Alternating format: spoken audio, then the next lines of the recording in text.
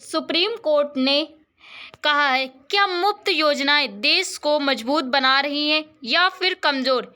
क्या रेवड़ी जो कि कल्चर विकास के रास्ते में सबसे बड़ा बाधा है? तो अब सुप्रीम कोर्ट ऑफ इंडिया ने साफ कहा है कि देश को फ्री चीजें नहीं, रोजगार चाहिए। क्या सरकार सच में जो कि जनता को सक्षम बना रही या फिर उन्हें निर्भरता जो कि है उनकी हटा रही है? एक तरीके से सुप्रीम कोर्ट ने बड़ी टिप्पणी भी दी है, एक तरह से कहा है रेवड़ी नहीं अवसर पर जो कि प्रदान करें।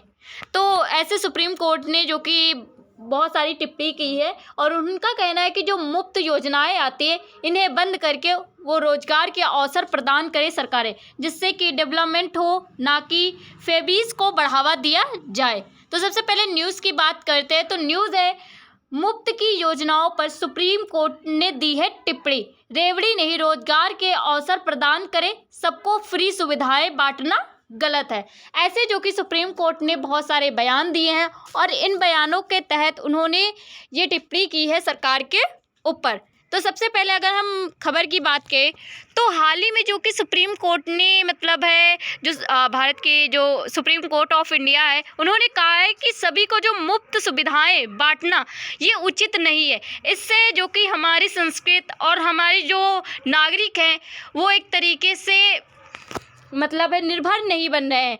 तो इससे क्या हो रहा है कि जो हमारी संस्कृति है इस पर असर पड़ रहा है। सरकारों ने ये भी मतलब है जो सुप्रीम कोर्ट है उन्होंने ये भी कहा है कि जो सरकार है ये रेवड़ी एक तरीके से जो मुफ्त योजनाएं बांट रही है तो इससे हमारे नागरिकों पर भी बहुत ज़्यादा असर देखने को मिलता है। इससे निर्भरता नहीं बढ़ती है, इससे लोग है आश्रित हो जाते हैं। तो सरकारों को जो रोजगार सृजन पर ज़्यादा ध्यान देना चाहिए, ना कि मुफ्त जो कि सुविधाओं पर या योजनाओं पर।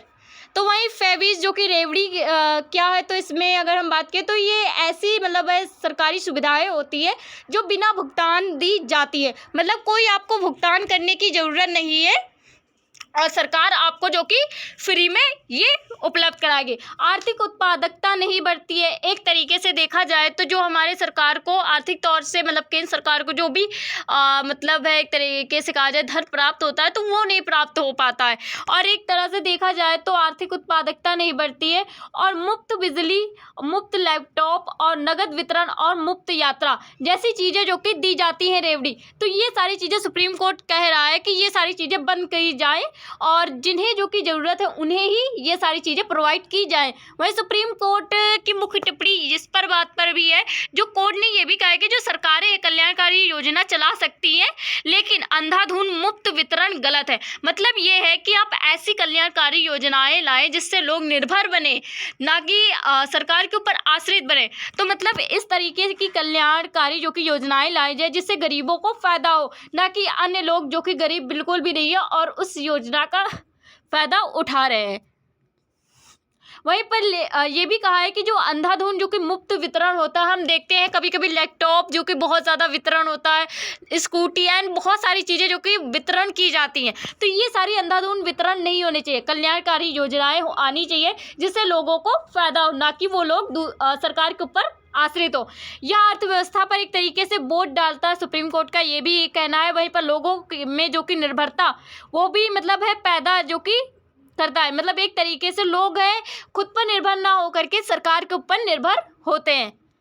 वहीं पर अगर हम बात करें तो क्यों गलत हो सकती है जो कि फेबीज, तो इसके बारे में अगर हम बात करें तो इससे क्या होगा कि जो राजकोषीय घाटा है ये मतलब बढ़ता है। मतलब एक तरीके से जब सरकार इस तरीके के अंधाधुंध जो कि वितरण करता है तो इससे जो कि हमारे जो राजकोष में पैसे होते हैं, जो धन होता है उसकी जो कि कमी होने लगती है। तो इस वजह से जो कि राजकोषीय जो कि घाटा होता है, साथ ही साथ जो कि टैक्स दाताओं पर बोझ बनता है, क्योंकि ये जैसे फ्री जो कि वितरण किया जाता है जो भी सरकार के द्वारा, तो ये जो कि सरकार लाती है टैक्स के द्वारा पैसे। तो सरकार जब टैक्स के द्वारा पैसे लाती है और इस तरीके से अच्छी योजनाओं पर खर्च ना करके, कल्याणकारी योजनाओं पर खर्च ना करके वो करेगी जो कि फ्री मतलब ऐसे वितरण जो कि जो बिल्कुल भी कल्याणकारी नहीं है उन पर जो कि टैक्स का पैसा खर्च करेगी, तो फिर उन्हें जो कि और ज़्यादा मतलब पैसे की ज़रूरत होगी, क्योंकि उन्हें और भी योजनाएं बहुत सारी लगानी होंगी। तो इसलिए ना क्या होगा, जिससे वो टैक्स लेते, क्योंकि सरकार तो अपने पास से कहीं से रुपये लाती नहीं है, वो टैक्स के माध्यम से जो कि ये योजनाएं चलाती है।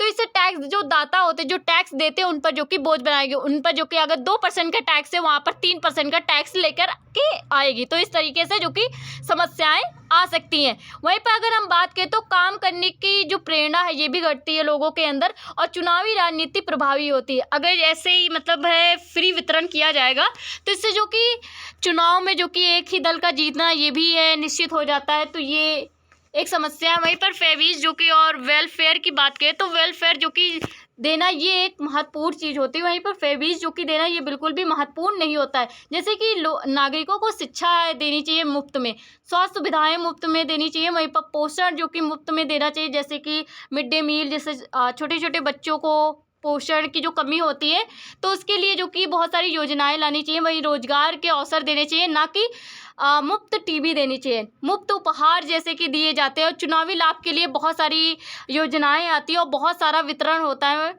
तो ये सारी चीज़ें बंद करनी चाहिए। वहीं उपभोग आधारित जो कि जितनी भी चीज़ें उपभोग आधारित, जैसे टीवी हो गई, लैपटॉप हो गया, फ़ोन हो गया, ये सारी चीज़ें बंद कर देनी चाहिए।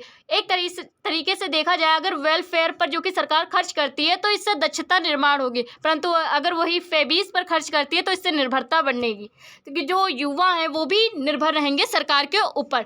वहीं पर कोर्ट का जो फोकस क्या है, तो कोर्ट चाहता है कि मतलब ये फ्री में योजनाएं आती हैं जिनका मतलब कोई भी कार्य नहीं होता है, तो उसकी जगह पर स्किल पर जो कि कार्य करे सरकार, और स्किल डेवलपमेंट करे, इस पर जो कि फ्री योजनाएं लेकर के आए, वहीं रोजगार दे और आर्थिक आत्मनिर्भरता जो कि लोगों की बढ़ाए। वहीं पर उत्पादक निवेश हो, मतलब एक तरीके से जैसे कृषि में निवेश किया जाए या फिर विनिर्माण में निवेश किया जाए, मतलब एक तरीके से जो द्वितीय सेक्टर है इसे बढ़ाया जाए, तो इस पर जो कि कार्य करना चाहिए।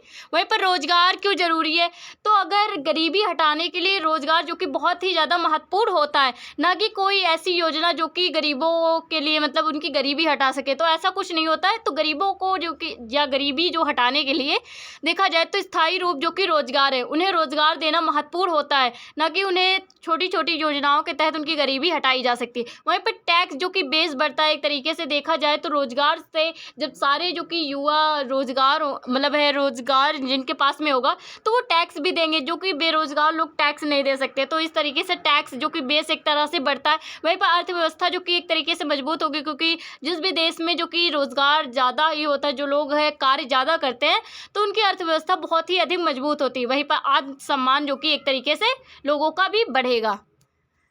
वहीं पर अगर हम फेबीज के समर्थन की बात करें तो इसमें भी बहुत सारे लोग कहते हैं कि जो फेबीज जो कि जो ऐसी योजनाएं चलाई जाती जो बिल्कुल भी महत्वपूर्ण नहीं है, वो ना मतलब कुछ लोग उनका समर्थन करते हैं। तो उनका मानना है कि गरीबों के लिए ये ज़रूरी होनी चाहिए योजनाएं। वहीं पर सामाजिक न्याय होता है, क्योंकि हमारे समाज में भी ऐसा है कि जो गरीब लोग हैं वो वंचित रह जाते हैं बहुत सारी चीज़ों से, तो उनके लिए ये सारी योजनाएं होती हैं। वहीं पर असमानता कम करने का एक माध्यम होता है कि जो गरीब लोग होते हैं वो उनके पास में बहुत सारी चीज़ें नहीं होती हैं, इस तरीके से वो समाज में एक तरह से असमानता जो कि होता है तो उसे जो कि कम करता है। तो ये सारी चीज़ें जो कि फेबीज के जो समर्थक जो हैं उनका ये कहना है। वहीं पर अगर विरोधियों की बात करें तो उनका कहना है कि जो लोकालू जो भावना जो कि एक तरह से होता है, तो इसके तहत जो कि मतलब जो नागरिक होते हैं वो एक तरीके से राजनीति के जो कि पक्ष में चले जाते हैं। वहीं वित्तीय अनुशासन बिगड़ता है।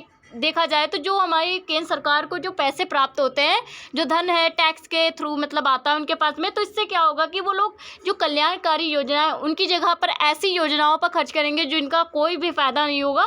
तो ना ही गरीबी हटेगी, ना ही शिक्षा आएगी, ना मतलब है लोग की स्वास्थ्य सुविधाएं मिलेंगी। तो उन पर जो कि ना खर्च करके वो अलग योजनाओं पर खर्च करेंगे, तो वित्तीय अनुशासन एक तरीके से बिगड़ेगा। वहीं पर अगर शिक्षा पर, स्वास्थ्य पर और अन्य चीज़ों पर खर्च किया जाता है जिससे कि लोग स्किल हो और लोगों को रोजगार प्राप्त हो, तो वो होगा एक तरीके से दीर्घकालीन विकास। परंतु अगर वो है टीवी या फ्रीज या ऐसी बहुत सारी जो उपभोग वस्तुएं होती हैं उनका वितरण करेंगे तो दीर्घकालीन विकास नहीं होगा, इससे दीर्घकालीन जो कि विकास प्रभावित होगा। वहीं पर संवैधानिक दृष्टिकोण से बात करें तो भारत एक कल्याणकारी राज्य है। वहाँ पर अगर यहाँ पर देखा जाए तो वित्तीय जिम्मेदारी भी जरूरी है और कल्याणकारी जो कि राज्य भी है। मतलब ये है कि जो कल्याणकारी जो लोगों के लिए मतलब नीतियाँ भी लानी चाहिए, परंतु सरकार के पास में सरकार को एक ये भी जिम्मेदारी है कि उसे वित्तीय जिम्मेदारी को भी देखना है कि उसके पास में कितने पैसे और किस तरीके से उसे कार्य करना हो, किस तरीके से मतलब है देश को डेवलप करना है। वहीं आगे के रास्ते की बात करें तो सरकारों को ध्यान देना चाहिए कि रोजगार सर्जन जो कि ज़्यादा बढ़ाया जाए, उद्यमिता मतलब एक तरीके से उद्योग पर जो कि बहुत ज़्यादा निवेश करना चाहिए, शिक्षा पर निवेश करना चाहिए और स्किल जो कि कौशल विकास जो कि होना चाहिए। इस तरीके से देश का डेवलपमेंट होगा, ना कि ऐसे मतलब है वस्तुओं के वितरण से। वहीं मुफ्त योजना अस्थायी राहत देती है। एक तरीके से ऐसी योजनाएं जो कि जैसे कि टीवी या फ्रिज या लैपटॉप, ये सारी चीज़ें अगर योजनाएं आती है तो ये एक तरीके से अस्थायी राहत देती है। कुछ समय के लिए ये स्थायी मतलब राहत देंगी, परंतु जीवन भर के या दीर्घकालीन लाभ नहीं पहुंचाएंगी। तो रोजगार जो कि स्थायी समाधान होता है और ये जो कि दीर्घकालीन है विकास कर सकता है। वहीं विकास की बात करें तो अवसर नहीं, ना कि निर्भरता, मतलब एक तरीके से विकास जो कि अवसर होना चाहिए, ना कि किसी सरकार के ऊपर निर्भर होना चाहिए। तो आज के लिए इतनी video. Thank you for watching.